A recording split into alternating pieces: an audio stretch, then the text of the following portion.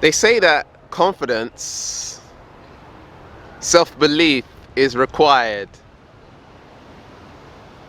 in order to create the life that you want.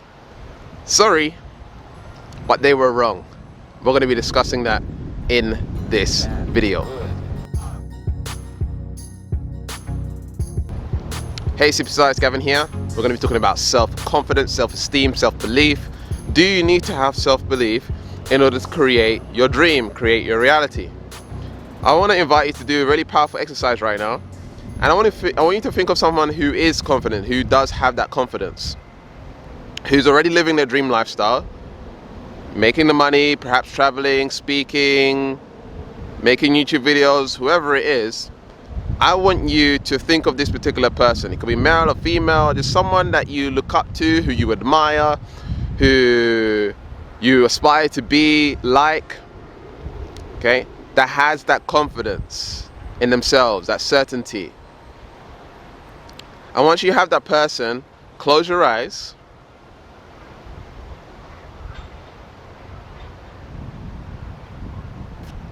And imagine yourself floating out of your body into that person, and you're going to wake up.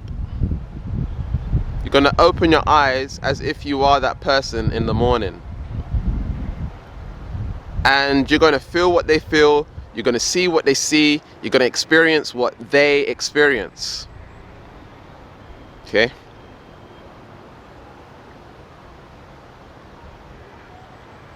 What's the first thing you feel when you wake up?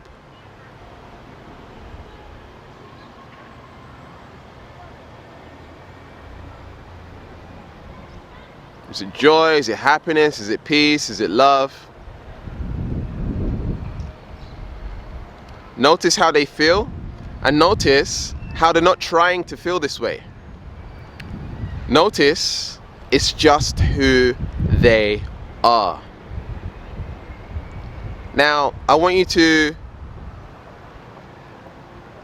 realize and begin to become aware of how they think about their lifestyle. Is it self-belief? Is it confidence? And if it is, what does the confidence and the self-belief feel like?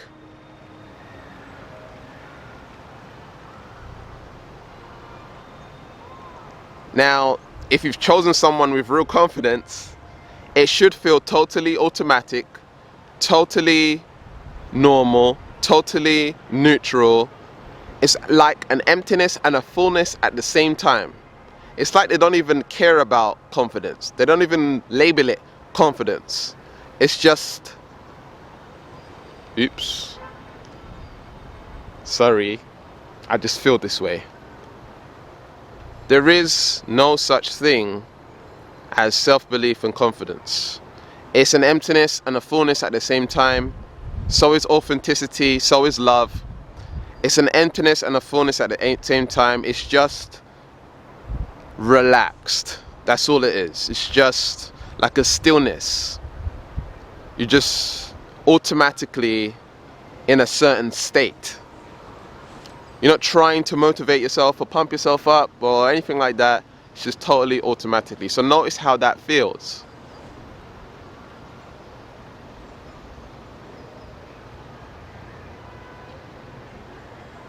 In life, we're taught that, you gotta have confidence. You gotta have that confidence. But really, all it is emptying the mind. Notice how in that person, the mind was empty. The thoughts were not thinking, am I doing good? Am I doing bad? Should I do it this way? Should I do it that way? There was no negative thoughts. It was just emptiness, presence. Presence is power, power of now. That's real confidence, an emptiness and a fullness at the same time. So what I would say, the way in which I feel it, is that the mind is empty and the body is full. And for me, in the center where my heart chakra is, there's sort of an emptiness there as well, but it's almost like it feels good kind of empty. It feels like a magnetic, magical kind of empty, mystical. That's how it feels for me. It might feel a little bit different for you.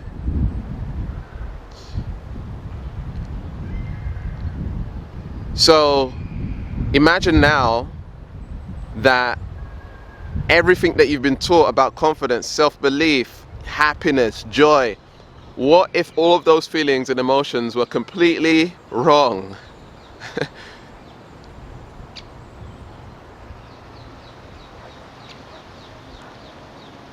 Sometimes what happens in life is people say, you know, you got to invoke this emotion, or you know, you need to be in this state or this behavior in order to create the reality that you want. But our interpretation of it might be the wrong interpretation. This is where I'm going with this. It's like 10 people read the same book, but those 10 people all have different stories to tell about the same book, right? It's the same information, but people perceive it and receive it in different ways. And so that's why, you know, in, for example, Christianity, there's so many different versions of Christianity, because everyone perceives things differently. Now, one of the most powerful things you can do is find someone who has the life that you want and model them. You model, or what I like to call, you echo them. You become their echo. You take on some of their vibrational frequencies. You tap into how they do things. So you may have noticed sometimes when I'm in my videos, I'm speaking, I may sound a little bit like Infinite Waters or Ralph Smart. That's because I model Ralph Smart. Now, the way in which I talk, the vocal, like the actual tonality, that's how I talk anyway. But the pace at which he speaks, sometimes I start speaking that way automatically, because I'm modeling. If you want to become the best salesperson in your job, in your career, find the best salesperson in your job, in your career, in your company, or in someone else's company, and model them. Or find someone who is a sales teacher, coach, mentor, and model them if they're making a lot of money. And when I say model, you start acting like them. You literally start acting like them. If you want to become a great speaker, you start speaking in the same way in which you like how the person that you are following speaks, or you listen to speaks. If you want to become great at giving advice, then you model. You want to become great at tennis, basketball, makeup, model, model, model, model. So let's just say, you know, it's a barber, right? The way in which that barber is a professional, and the way in which they, you know, they bend and they're looking at it and they cut the hair, you need to do exactly the same. You need to tap into how they do it and feel how it feels to do it that way. It might feel a little bit uncomfortable and awkward to begin with, but as you practice it, be like, oh yeah, I can see how it feels. I can feel the motion and why he gets that outcome and why he gets that particular result, or why she gets that particular result. And so once you have practiced that, now you can add your own personality onto it. You can shift and add your own thing to it. You can adapt and improve it and make it better. So if you shift yourself into the person that you want to become by modeling, you accelerate your results in terms of the law of attraction. And so if you want to become more confident, have more certainty, get more stuff done, be more productive, it just takes you modeling someone else's behaviors.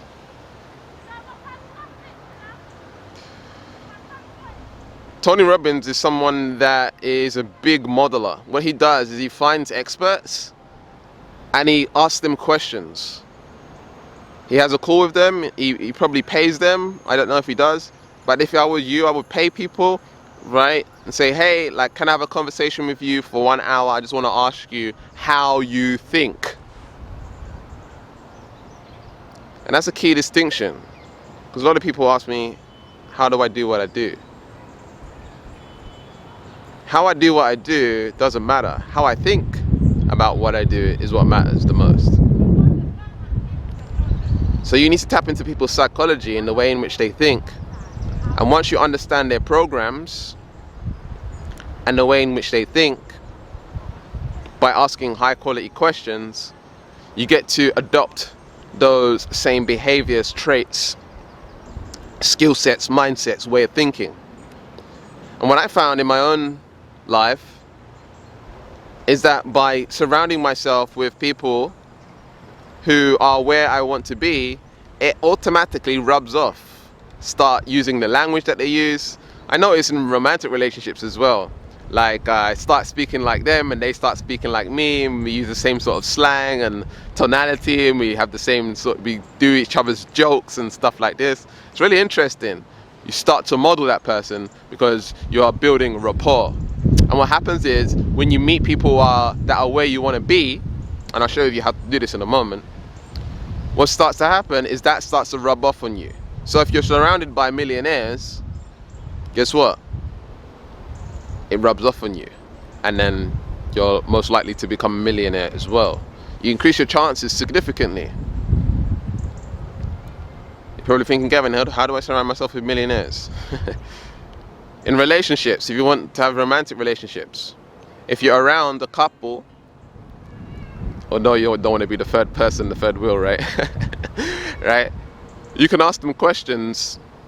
Maybe you have grandparents, they're still together or something like this, or you know someone and they're still together, they've been together for many years. Asking them the questions, being around them, you get to rub off on them and learn about how to have a successful relationship.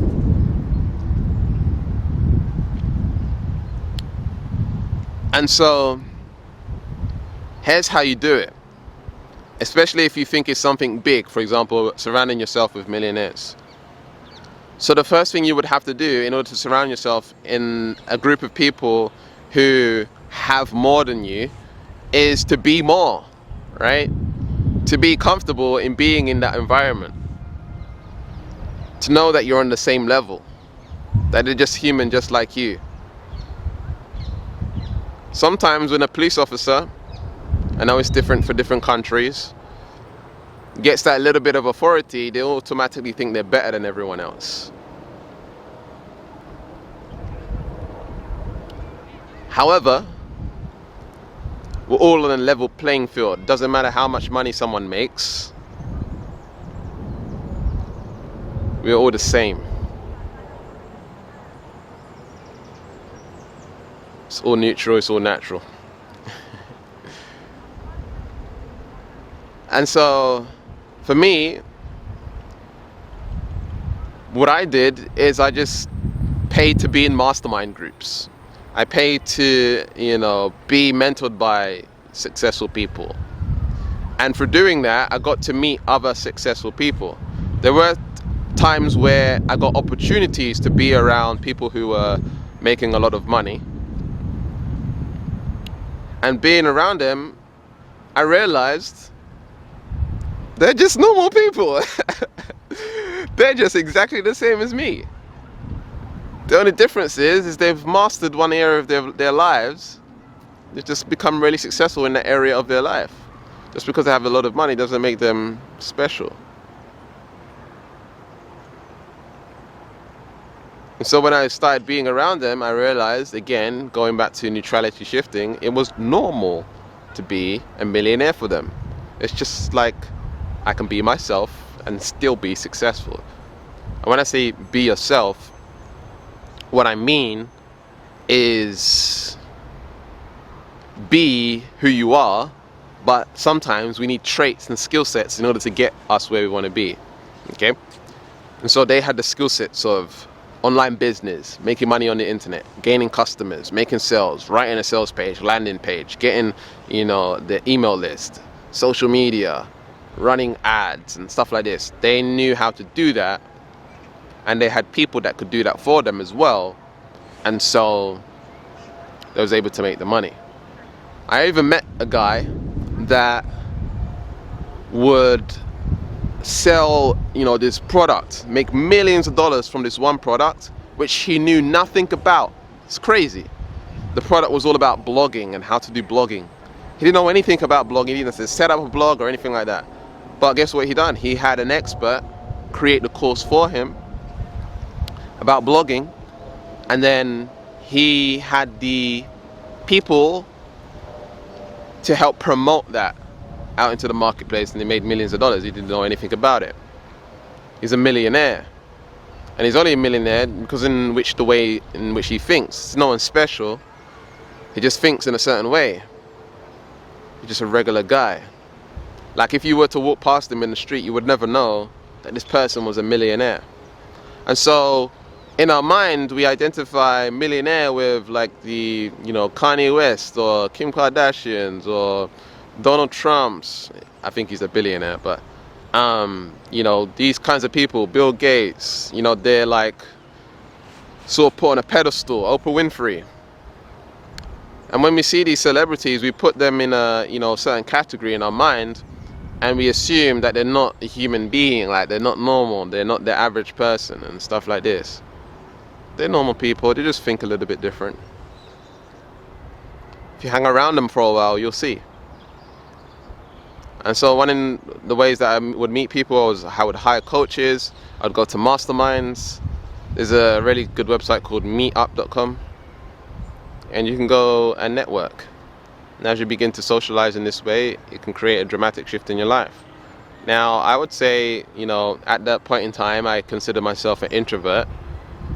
I still did it. I got outside my comfort zone. I was experiencing anxiety at the time, didn't feel really good, social anxiety. But you know what? Like, I had to do what I had to do to get where I wanted to be. Right? And so, all you would have to do to become a little bit more extroverted is model someone who is more extroverted, and you can become more extroverted. All right? So you would do that floating technique, go inside of them, feel how it feels, or you would ask them questions, right? About how they think about going out and socializing and stuff like this. And I guarantee they say, hey, no, this is just normal for me. Sorry, can't help it.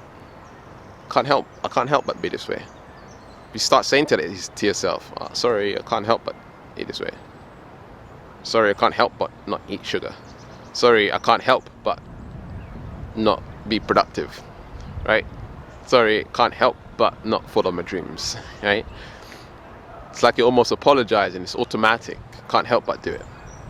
Okay. So behaviors are always natural and neutral. It's just a way of being. I wouldn't even say it's beyond the way of being. It's just like a sorry, like can't help it, this is who I am. So this is some of the basic techniques we use in neutrality shifting, and we offer neutrality shifting coaching. There'll be a link in the description if you want to check that out. That's about it for this video. There should be some videos on screen right now. Keep learning, keep growing, keep expanding. Leave a comment below saying I'm going to model whoever you're gonna model. Who you gonna model? Who you gonna model? And let me know your results. in one of my future videos. I love you, I appreciate you, and I'll speak to you soon. Peace.